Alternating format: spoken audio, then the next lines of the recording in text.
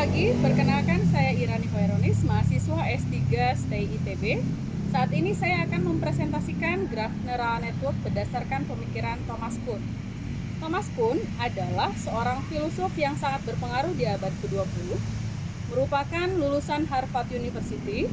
Buku fenomenal Kuhn yang mampu mengubah citra sains mengenai pemikiran paradigmanya, yaitu The Structure of Scientific Revolution. Kuhn mengemukakan pendekatan paradigma sebagai bentuk kritis dalam memandang objektivitas masalah sains. Sains dinyatakan sebagai sebuah bidang yang dapat dikritisi dan dikembangkan lebih lanjut meskipun sudah mapan dan dinyatakan dalam sebuah konsensus.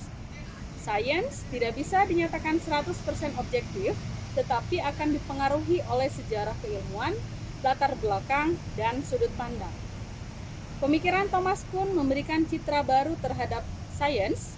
Pendekatan yang dikemukakan Kuhn berfokus pada dua faktor yang mempengaruhi sains, yaitu pergeseran paradigma dan konsensus sosial. Menurut Kuhn, sains bersifat revolusioner, tidak kumulatif. Hal tersebut memunculkan pandangan bahwa sains berkembang melalui revolusi-revolusi.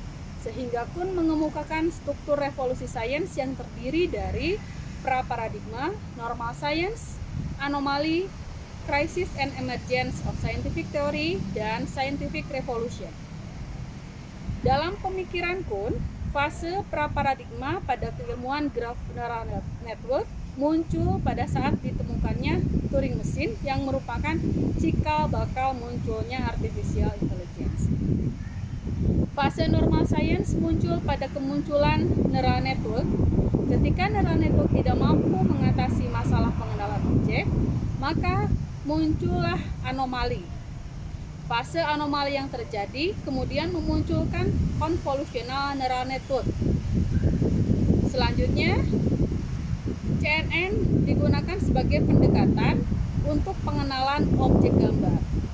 Sehingga proses penggunaan CNN dijadikan sebagai pendekatan pada fase normal science kembali. Ketika gambar yang digunakan semakin rumit, maka bentuk data yang digunakan berubah dari piksel menjadi multipixel. Hal tersebut memunculkan anomali kembali karena pendekatan CNN memerlukan waktu dan ruang yang cukup besar untuk memproses data tersebut. Maka graf digunakan sebagai pendekatan untuk menyelesaikan permasalahan tersebut. Di awal kemunculan graf neural network di tahun 2007, pendekatan tersebut digunakan untuk menyelesaikan masalah yang sederhana. Seiring dengan bertambah kompleksnya pengenalan pola gambar, maka graf neural network memerlukan pendekatan konvolusional untuk mendapatkan tingkat akurasi yang tinggi dan mengenali objek dengan lebih baik. Pada sejarah graf neural network, belum muncul fase crisis and emergency, bahkan belum sampai pada scientific revolution.